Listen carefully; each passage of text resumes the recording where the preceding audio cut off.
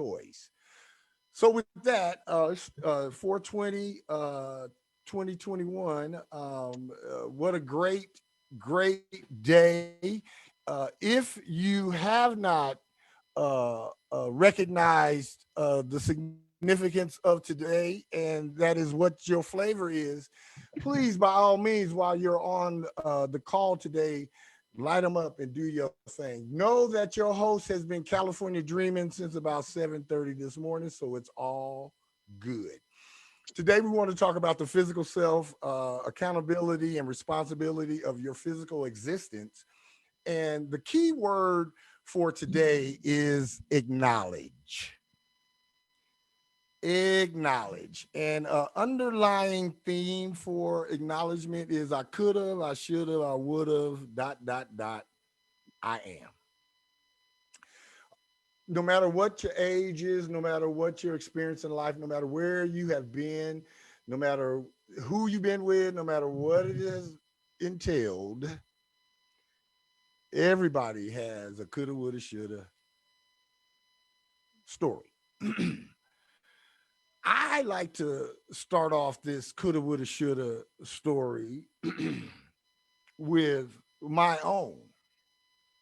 Uh, I would have, let's see, I'm 58 right now. So I would have had approximately 40 years on a job with the city of Tulare, California, had I not wanted to go to school and play sports.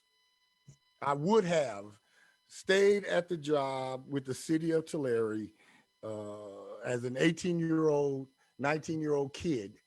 And by now, I probably would have, rose through the ranks, had various different positions, and would have accomplished uh, quite a few things. That wasn't in the cards. I could have been close to a 35-year career in the United States Navy had I not had the temper and the proclivity to drink multiple bottles of wine and then start fights. I could have been coming up on 35 years in the United States Navy. I should have not left my job at Denso Cells California Incorporated in Long Beach, California, because I would have been knocking on the door to 20 years with them. Uh, uh, so, when I talk about acknowledge, and we're dealing with the physical self, accountability and responsibility of your physical existence, I talk about acknowledge. I have already been through this acknowledgement phase, this I coulda, shoulda, woulda. But for the sake of this lesson, I'm willing to put all mine out just for an example, just so that we can open up this discussion and let each and every one of us know that we all have these things, no matter how old you are and no matter how long you've been living and experiencing life. So I like to start off with the inventory of your physical existence. And just like we have when we have to move our apartments or move our houses or move from one residence to another, not many of us take an inventory, but we do realize just how much stuff we've gotten and how much stuff we've accumulated. I don't know, has this happened to anybody else other than me, that I move into a place and I barely got something to put on the floor, and by the time I'm moving, I need 5 trucks and 3 storage facilities, and I don't know where half of that junk came from.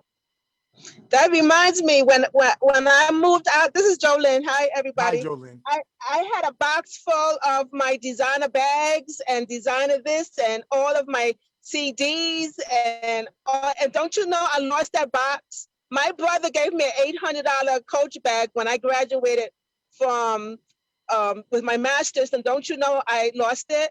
And Man, I'm just realizing I thought it was in my storage, and I just emptied it out. I thought all that time it was in there, and it's gone. I forgot, and I'm kicking myself every freaking day. I'm man, so pissed.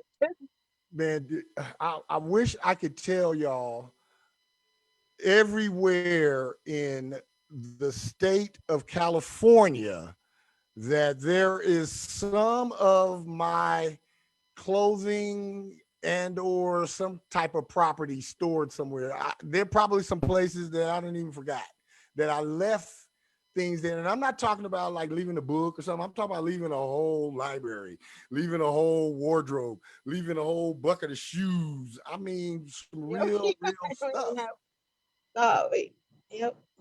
I You know, definitely second you. absolutely. So start with the inventory of your physical existence. And since we're talking about the physical self, we're going to talk about that physical inventory. Let's look at growing up as a kid. How many of us can look at our legs, our elbows, our arms, and neck, anywhere on our bodies and see some scars? Where you done scrub. We used to call it scrub. Yeah, you done.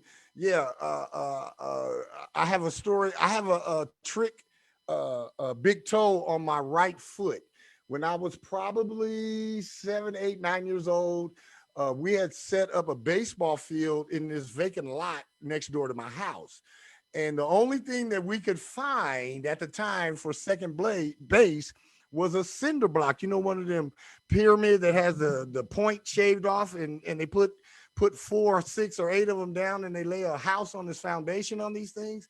Well, that's what we picked at second base. And of course, I'm going to stretch a single into a double. Now we playing sandlot baseball with my friends, and I slid into second base with my toe, and it hit that cinder block, and it broke my toe. And I mean, it wasn't worth a darn for months and months.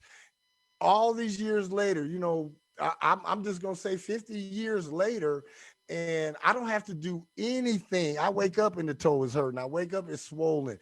I take a wrong step up or downstairs, I feel it, I remember it. I'm talking about this type of physical inventory. Any of us play athletics? Got any sports folks on the call here? Any cheerleaders on the call? Did you work where I grew up in a country town? So Future Farmers of America, 4-H, all of that. Have you been in band? Have you had one of them big bass drums fall on your foot? Have you played football and got your head cracked open as a freshman in high school? Did any of us play athletics? You're a jogger, you tore muscles, you sprained your ankle. I just sprained ankles 5, 6 times, broke the ankle twice.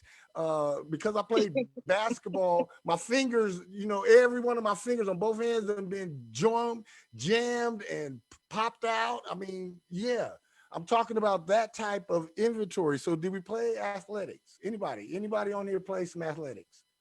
Yeah, Nope. I used to play. I used to play sports pretty tough when I was younger. You know, Absolutely, man. Absolutely. even did adult leagues until I started, you know, popping and breaking stuff. So Bro, look, I'm telling you in let's see, this is 2021.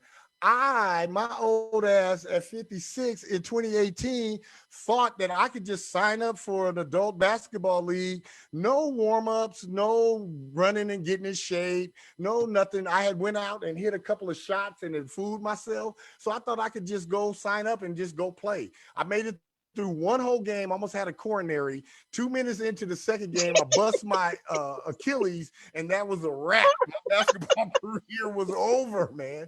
I didn't quit until my leg gave out on me. Athletics, man. Yeah. Any of us right there been? was Any of us was like me, and I'm still kind of like this. Any of us clumsy? I'm kind of clumsy, you know, especially in the house. I fall over shit, hit my own hand with the hammer, you know, run into rails. I know I see the rail coming, but I run into the rail anyway. You guys kind of clumsy like that, you know? Oh my Absolutely. close your own thumb in the door. I've done that like 3 times. Close my own finger in my door. Absolutely. Yeah, I've done some dumb ass shit like that. Clumsy, man, clumsy.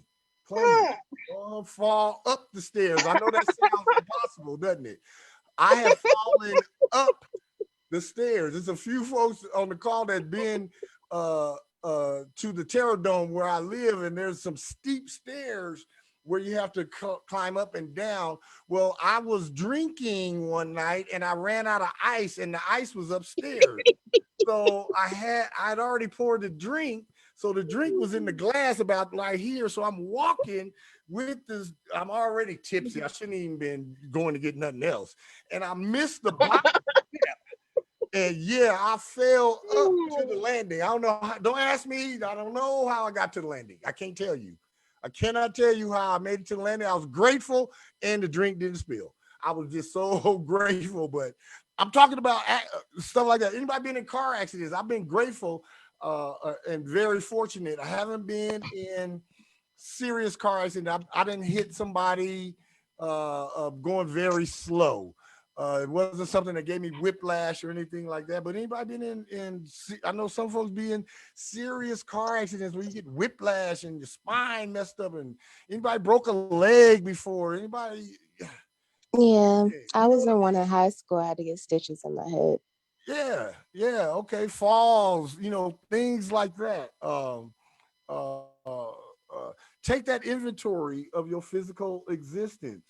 Look at, I started working some way, shape, or form. I was like 10, 11 years old. I've always been a hustler. I've always been an entrepreneur. My grandmother wasn't having it.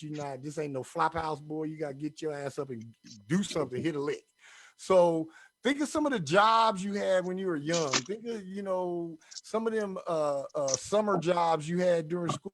I done covered cow manure with plastic, and I done pulled steel sheets and done laid tile on the roof, and then laid cement and ran jackhammers and all sorts of jobs. I was in the United States Navy. And yeah, my job title was I was a data systems tech.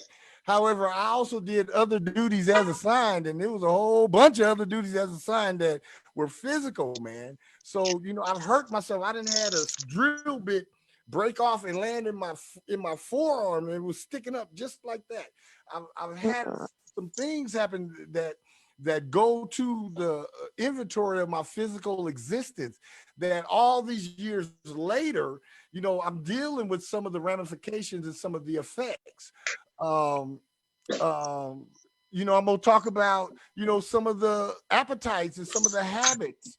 I've had my share of illicit substances. I've had my share of alcohol. I've had my share of greatest creator's greatest gift to humanity, marijuana. I've had my share of all of that. I've had my share of unhealthy food patterns, and I've had my share of unhealthy lifestyle patterns where I wasn't exercising and wasn't doing any damn thing. And I had my share. I've taken and I've abused prescription medication in my life before. So all of those things,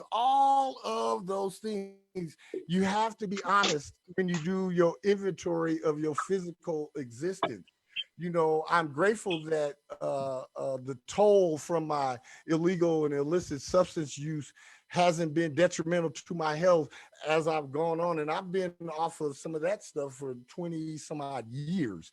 And I'm still, every now and again, I look around the corner in my soul to make sure that everything is still okay. I'm very grateful that, I've seen people that not going by the amounts or anything that they use. I've seen people that use certain type of illicit substances, and it changes them totally, and it takes them out of their natural and normal mind. So I'm real grateful, because there were some things that I partook of that took me way out there. I mean, way to the far reaches of the void, and I've been grateful to be able to come back from them.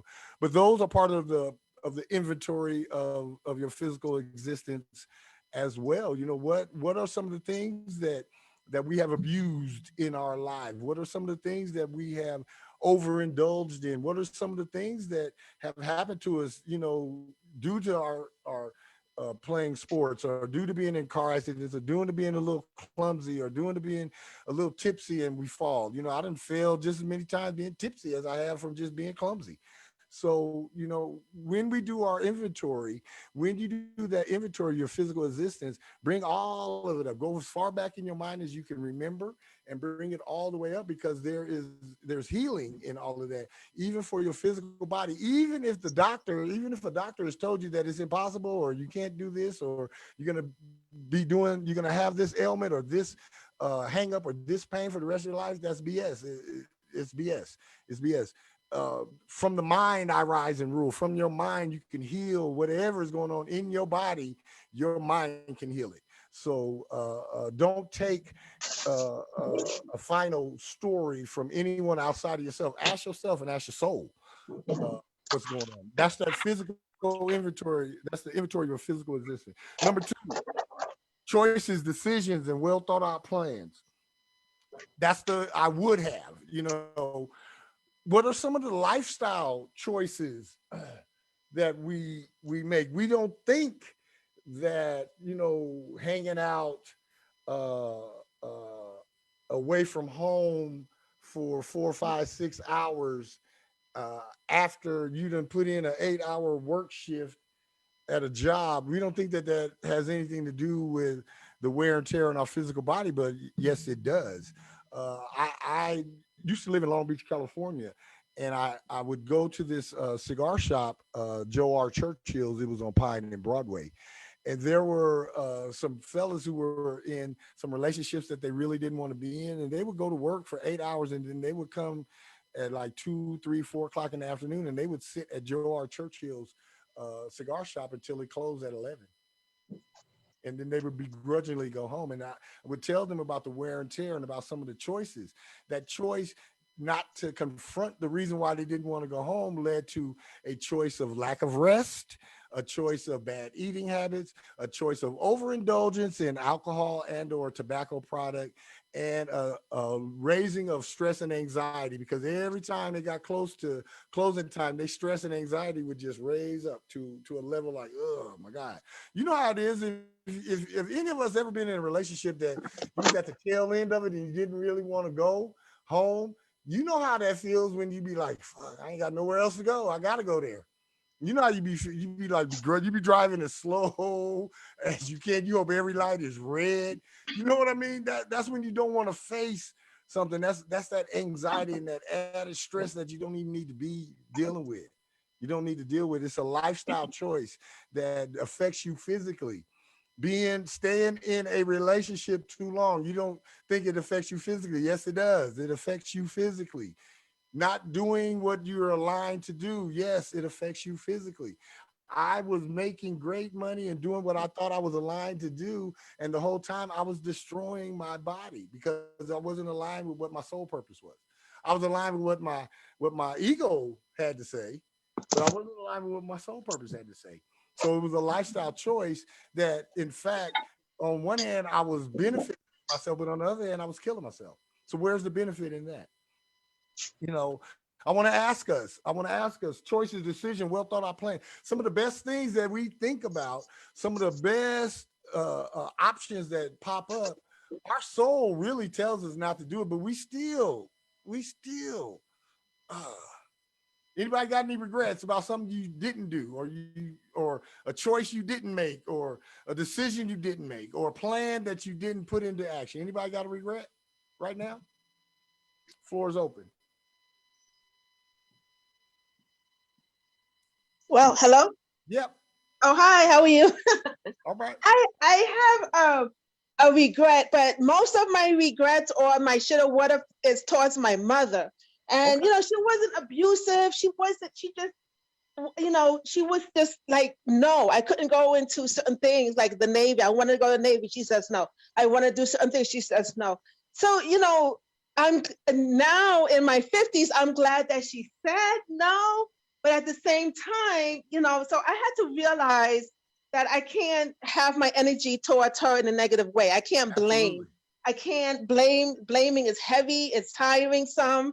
And it's just, that's what her response was. But then I turned 21 too, and I could have, You could you have gone know, then. Yeah, you I could could have have made your own gone choice. then, but everything that I felt like a no, no, no of a mountain. I wasn't confident Absolutely. to do much. And that's what happened. I didn't have the confidence to do because Well, everything I wanted to do was no.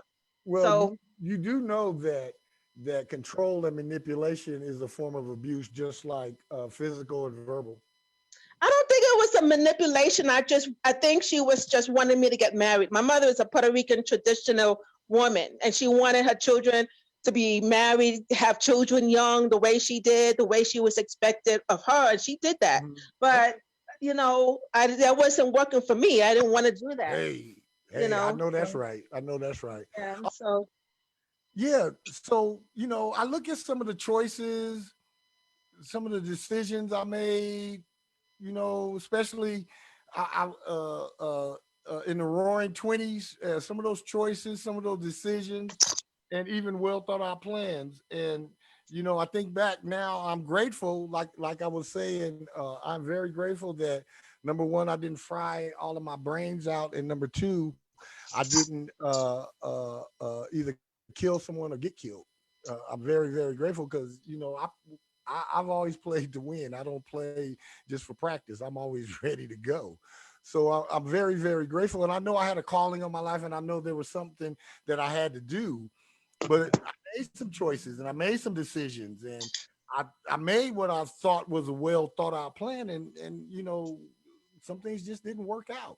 Now I'm grateful for that because as I'm sitting here today in front of you all, I am the sum total of all of those choices, decisions, and well thought out plans, the good ones, the bad ones, the ugly ones, and the unexpected. I am a sum total of that. However, I do believe that your purpose is your purpose, and I would have gotten here with any avenue that I chose from a younger man. I would have gotten here. I would have gotten to this place. Um, on that note, on the choices, decisions, and well thought out plans, I know this may sound like it has really nothing to do with that, but I want to ask everybody on the call right now: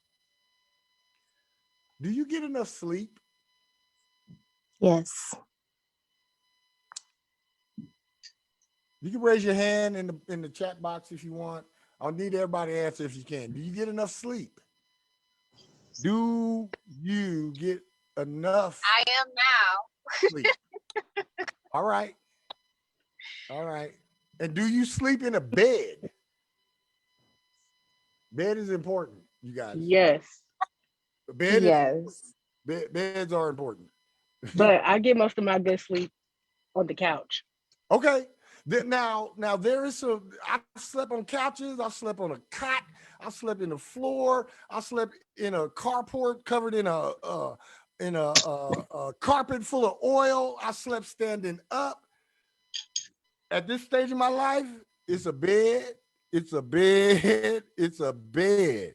I even if I'm sitting in my chair, I got a nice comfortable chair that's right here by my computer. If I'm sitting in that chair and I start to nod, I say, nope. I get up and go get on top of the bed. Because yeah, I'm not gonna cheat myself for no sleep, man. Because sleep is your friend. You guys hear me when I tell you to sleep is free? I'm going to share with you what it used to take me just to sleep.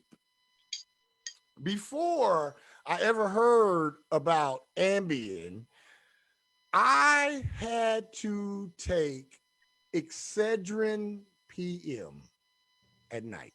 Now, I know you guys are probably saying, oh, Mark, that's no big deal. You take a couple of Excedrin PM and you go to sleep, and that's no big deal. Yeah, right.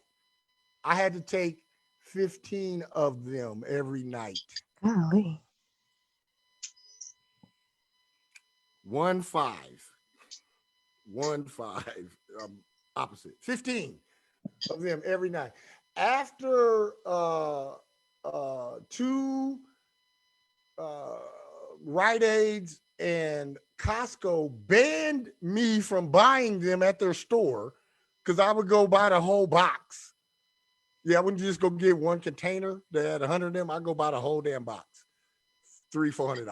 Yeah, they thought I was making methamphetamine. That's why they stopped me from buying it.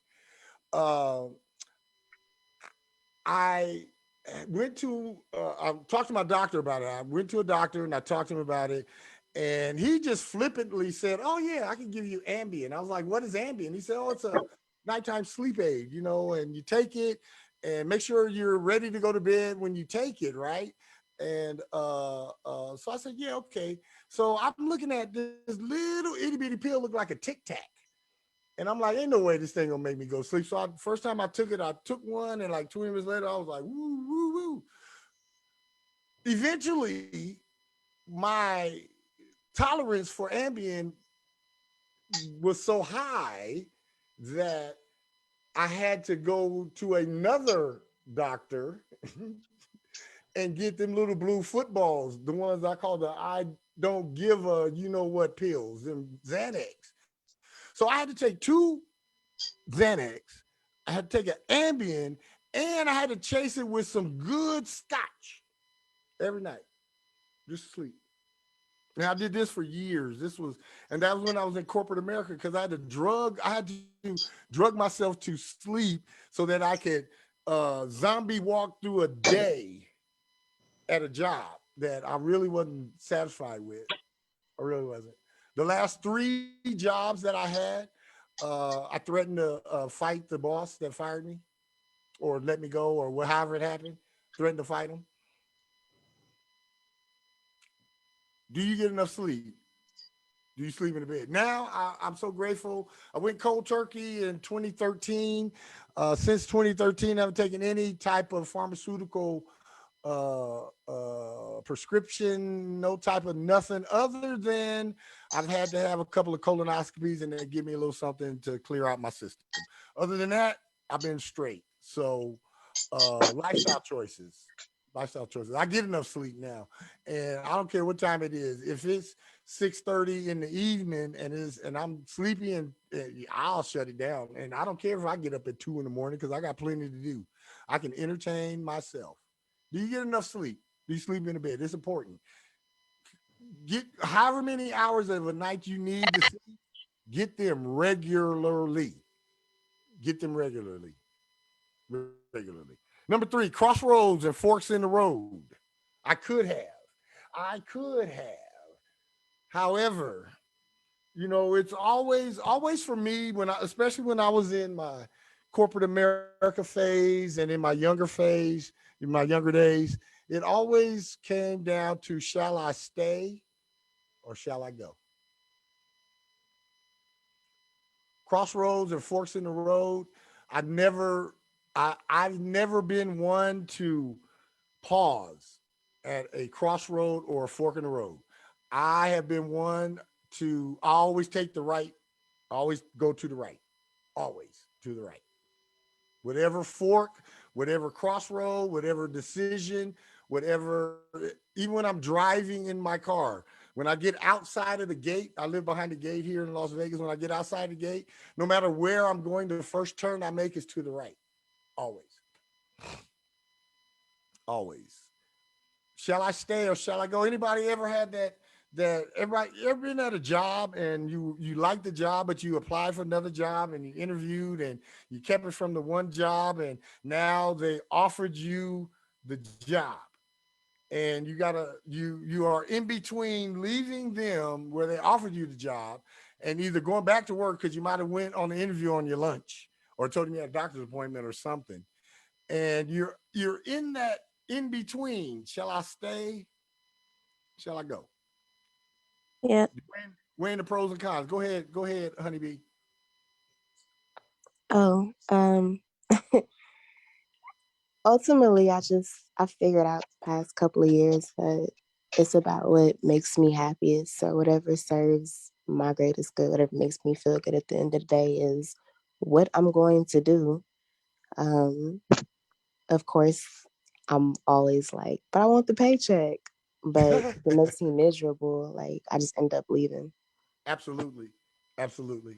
I was talking the other day to somebody, and anybody else on this call? I think it was Saturday. Anybody else here uh, uh, been worked at a temporary agency, and they send you on a job, and you go out to the job, and like say 8 o'clock in the morning, and the first break is at 10:15, and you walk off. Maybe you make it to lunch, and okay, you do the whole full day, and when you clocking out, you call in the temp agency telling them they ain't gonna work. Yeah. I'm no. I look. I'll stop shopping at a store over some things. I'll be feeling some type of way about a whole bunch of stuff. I'm not gonna trade my time for something that I already know. First of all, you ain't paying me enough, and number two, you didn't say this in the interview. You didn't say nothing about this. Yeah. Crossroads, forks in the road, tough decisions. Should I finish college? Should I go to the military? That was a crossroad decision for me. That was a crossroad decision for me. Um, um, Crossroad decision. Shall I swallow my intelligence and stay in the Baptist church, or shall I branch out and get the hell away from them and do what I know I'm called to do? That was a crossroad, a fork in the road, crossroad uh, situation. Couple of relationships that I've had, and the end was near for a long time. Those are crossroads and forks in the road, and they take their toll on you physically. You know, we hold our emotions in our body. We hold our slights and our hurts and our pains and our anxiety and our, our expectations that are unfulfilled. All of that we just shove down into our bodies, and it manifests in ailments and aches and clumsy falls and being absent-minded and hitting your own head on the counter and all of that. All of that. Shall I stay or shall I go? Those are tough. Those are tough decisions. I'm grateful for Honeybee sharing that in those decisions, and in my younger life, it wasn't always the case. Now this is the case. When I'm faced at a crossroad, when I'm at a fork in the road, I'm always going to choose whatever is serving my highest good and or tangibly affecting my material existence.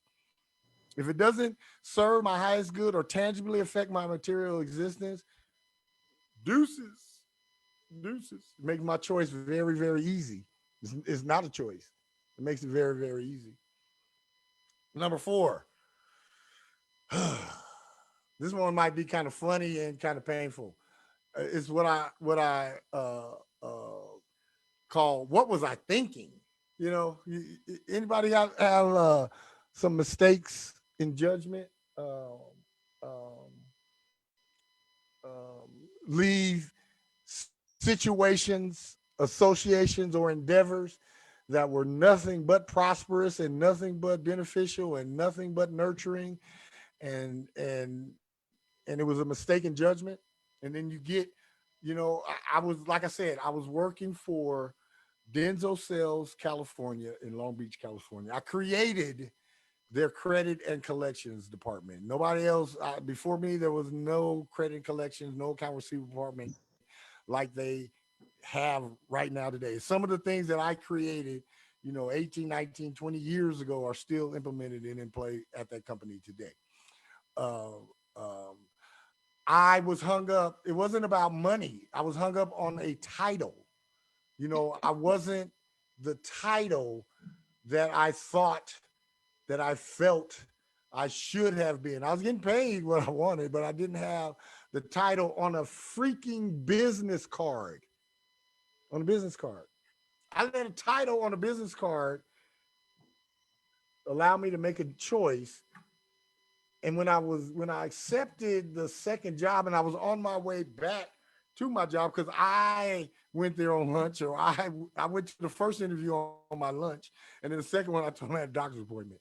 And when I was on my way back, um, I was so overwhelmed by the moment that I put my 2-week notice in right then. And about 3 weeks into that new job, that what was I thinking moment hit me. And of course, it was too late for me to go back. Anybody else have mistakes in judgment like that? Hell, it could be, you know, with the town that I'm living in, you know, you sit at is I liken it to you sit at a slot machine and you've been sitting there 4 or 5 hours and you done pumped quarter after quarter, silver dollar after silver dollar. You done swiped your ATM card time and time and time again, and you just get tired and you give up and you get up out of your chair and somebody come and put a nickel in there and hit the jackpot. Yeah, that worked. That worked. What was I thinking?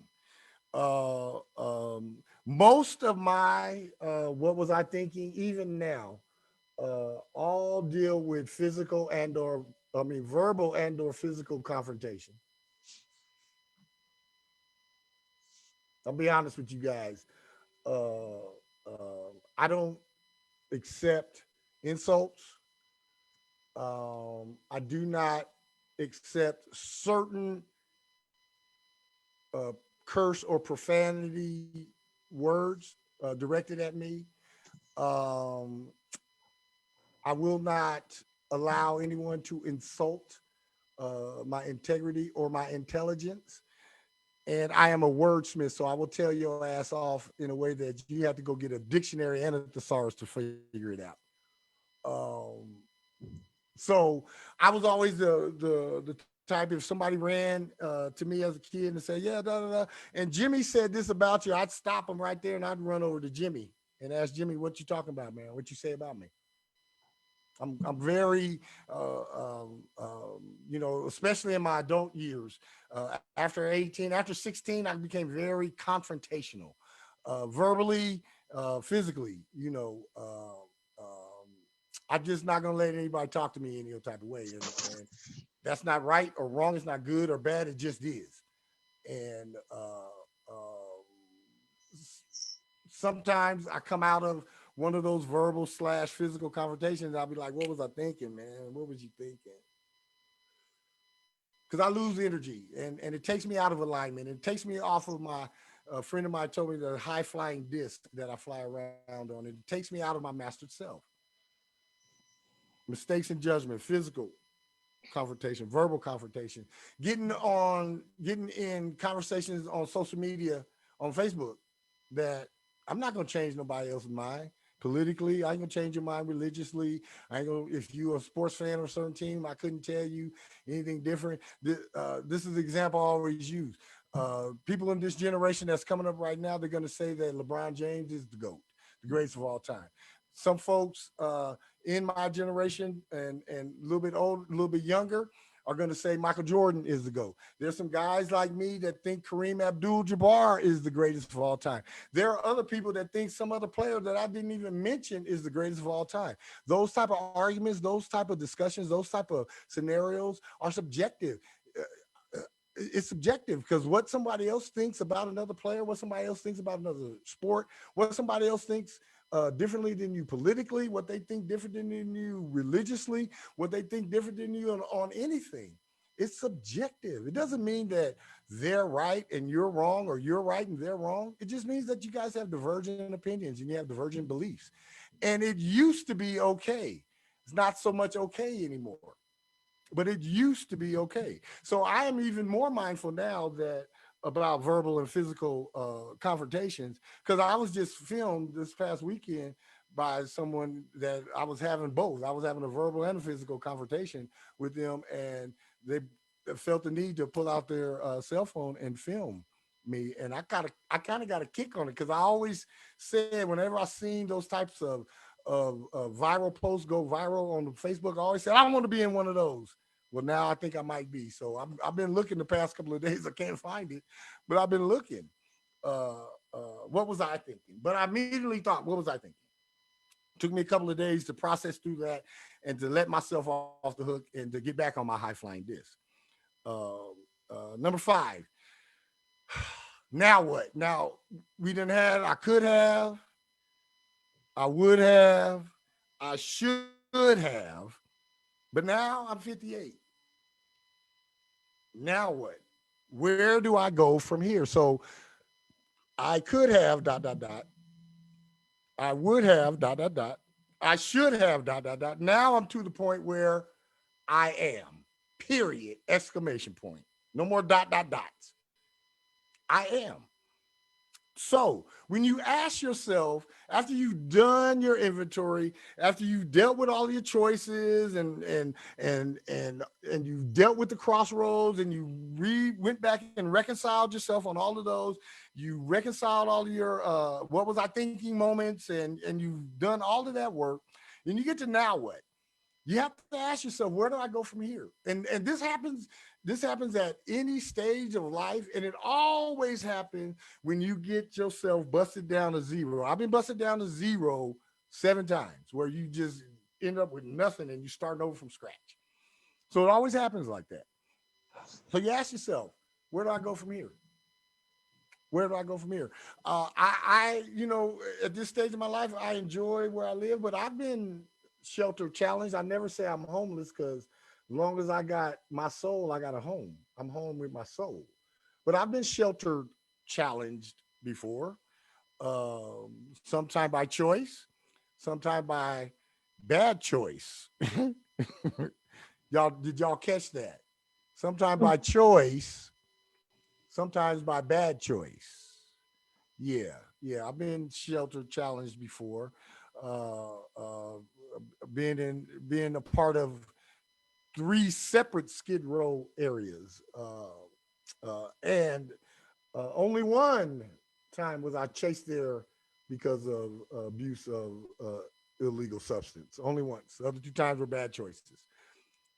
But each time I got to that point, each time I got to where my ass was scraping on the ground, each time I got to that point, I asked myself that question: where do I go from here? Now I could have gave up and conformed with the vibration and everything that was going on, but I always had willpower. I always said, no, I'm the phoenix. I crash and burn, and then I rise again. So I always went to that death, renewal, and then rising scenario. So then you have to ask yourself, now what? Now what do I do? Now that you've gone through all of this and you're out of space to where you are desiring to take control of your life, you ask yourself, now what? Where do I go from here? Well, you go piggybacking on something that Honeybee just said. You go with those situations, associations, and endeavors that serve your highest good, that align with your soul, and that tangibly and positively affect your material existence.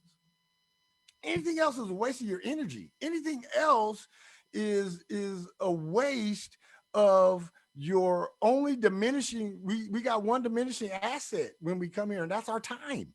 Our time is diminishing. Each one of us, when we split the Y from our mother, there was a timer with a set number of years, months, days, weeks, hours, seconds. I know I messed up. I put the days before the weeks, but you guys understand what I'm saying. So, seek out, search for, and serve only those things that serve your highest good. Only those things that are aligned with your soul and with your evolving and awakening soul, and only those things that benefit you spiritually, tangibly, and materially. Everything else is just a waste. It's a waste. And then we're going to run to the end here. We're going to end up with number 6, with what I consider damage assessment, damage control, repair, and replace. And that's where we have to be honest and realistic. If in the physical inventory of your life, if after you have completed this exhaustive and comprehensive physical inventory of your life, of your existence, you get to certain truths. You might have a physical ailment that has been diagnosed by a medical physician. You have to make a choice, a lifestyle choice. There are there were lifestyle choices that led to the majority of the ailments that we take on to ourselves. It was a lifestyle choice. You know, I am quite sure that my years of Tylenol PM and Excedrin PM and Ambien and Xanax and all other types of junk that I took in order to sleep, I am absolutely sure that that had a direct effect on my colon and my digestive tract and the things that I experienced in 2008, 2009 going forward. I'm absolutely sure that it was my choice to do what I did from 2000 to 2007. And then it was the karma that did to me. It was my choice to do what I did. And then it was, yeah, I paid for that choice. So the damage assessment is something that has to be done honestly. And we have to look at what are some of the things that what are some of the self-inflicted things that we have done to ourselves, and how can we repair them and replace. Part of repair and replace. I mentioned this the other day that for 12 years I neglected the hygiene and the regular maintenance of my teeth, and since October of last year, I have been blessed to have been able to have gotten $7,000 worth of dental work done for $80. And I'm grateful. It was taking 16 different appointments. I just came from an appointment last night. I have one more appointment to go through. And this portion of the dental repair and replace and restoration will be done. I am so grateful, and I'm so OCD about my teeth now. I brush and floss and gargle and rinse with Listerine 7 times a day. I'm just, every time I put something in my mouth, when I go outside and smoke and I come back in, I brush my teeth and floss. Even if I ain't ate nothing, I floss and brush, because I am, first of all, I'm so grateful for the teeth I do have. The ones that I do have in this mouth, I'm grateful that they're here and that all of them work now. For 12 years, I couldn't chew on this side of my mouth. And now I'm grateful that I can eat and chew on this side of my mouth. So I'm going to do everything in my power to make sure that the teeth I do have in here right now, I'm going to keep them for the rest of this incarnation. And I'm going to show them that I appreciate them by taking care of them. That's That reminds me, if I could share, we're yes, all adults here, right? absolutely. So in the 80s, I was in high school. I think it was early 90s when we had I don't know where I was, but I had some kind of class, and they were talking about masturbation as a protection. And so, learning how to really self-soothe yourself and not Absolutely. rather, the whole understanding is self-soothe yourself so you won't have to feel obligated to have sex or anything like that. And coming from the Bronx, I think it was, of course, it was in the Bronx somewhere. And then I was young, and I think that was trying to protect young ladies or young men to self-soothe yourself Yes. first. Do not run out and get a quick pill. Do not go out and get quick crack. Yes. Don't go out and do a quick anything, Yes. And so, and that stayed with me. And I think that's helped me not to rush to get married, because if you're going to get me a headache now, I don't need the headache. I need self-soothing. Well, I need self-soothing. You hear me? yes. I Yes. don't need the headache. I think that's what kept me single so long and healthy. Absolutely. Absolutely. This is the place of the physical self. This is that step in connecting with your master self. This is that physical self step that is the toughest, because a lot of us are not going to be totally honest with ourselves about what we've done in our life. A lot of us are not going to give an honest assessment, because there are certain things that we may be embarrassed about, but you did it. I did it. There's some things I was embarrassed. Well, I've never been embarrassed about anything, but there are certainly some things that I am so glad that there wasn't 24-hour news cycle, and there wasn't social media, and there wasn't Facebook and MySpace. And yeah, I'm very grateful for that. Very grateful for that. Not embarrassed, just grateful that it wasn't plastered out for the world to see. Um, um, so it's imperative that we be honest, and then we be realistic. If we are dealing with a issue that is going to be measured by results, then we have to set realistic goals. Have to set realistic goals.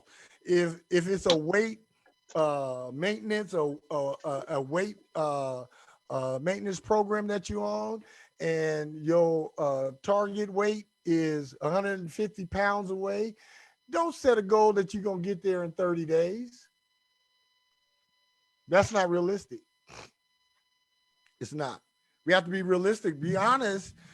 Be honest about your part in how you got to where you are and what these elements are and what type of behaviors and things that I've done as a younger person got me to this place. But also be realistic about your repair and replacement.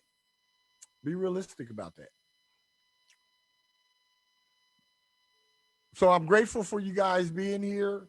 And you guys are gonna think I'm really, really out there, but I just had a deja vu, and they happen so regular for me. But this one was a really, really powerful one. So I'm very, very grateful for everybody being here today, and I'm also very anticipatory because I remember what happened to me when I went through this the first time on the alternate timeline or wherever I was at when I went through this the first time. I know what happened right after that. So I'm very anticipatory in a very good way. You guys stay tuned in the next couple of days for some most transformative and expansive news to be coming out from me. So with that, I'm going to end tonight. Again, I'm thankful. I'm grateful. Um, um, and I want to end with just this thought. Where we are going and what we are going to do along the way is much greater and much better than anywhere we have ever been and anything we have ever done.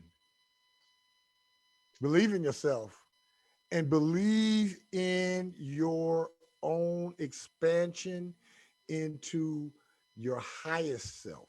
Believe in that. It's attainable.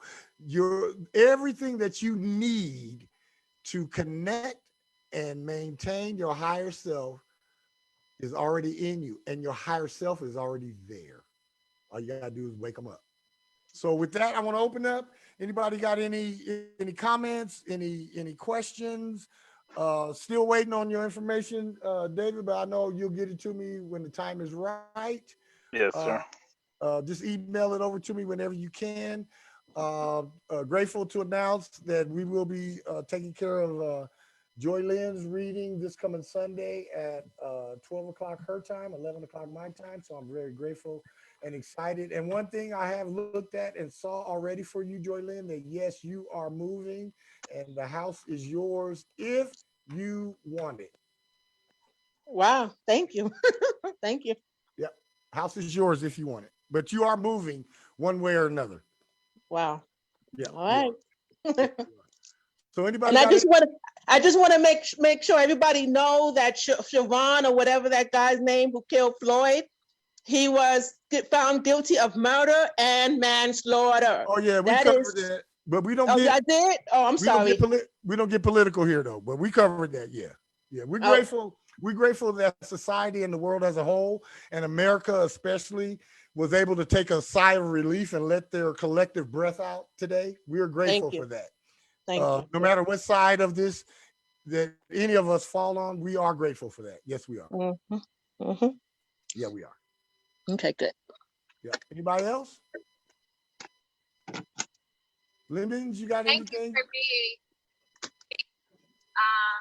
Yeah, this was wicked awesome because it's a lot of stuff that I do remember that happened that I can that when I will go through it even more recently. Like I remember the first time this happened. It's only one thing that I don't remember. Okay. I think we talked about that before too. There's only one thing that I don't remember, and I want to. Yeah, and we're gonna do a deep dive past life regression so that you can go back and remember that. Yeah, we'll take care of that. Absolutely. Honey Bee, you got anything? No, thank you for the platform. Thank you for the Absolutely. class. Always Absolutely. appreciate it. Absolutely. Absolutely. Gangsta sister, you got anything? Or did you go to sleep, Carolyn? I think she might went to sleep. No, I did not go to sleep. I don't see. You know what? You're gonna get it for that one. Well, see, when you I don't love everybody. when you don't answer right off, you know how you tell me you might be then went nodded off in the breathing. Shoot. No, that was only one time. Stop playing. All right. Stop All right. playing. And I'm last driving. Thank you and very last much.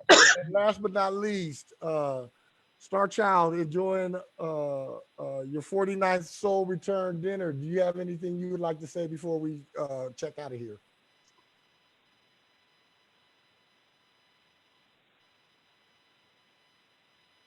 If not, again, Jolene, you got something? No.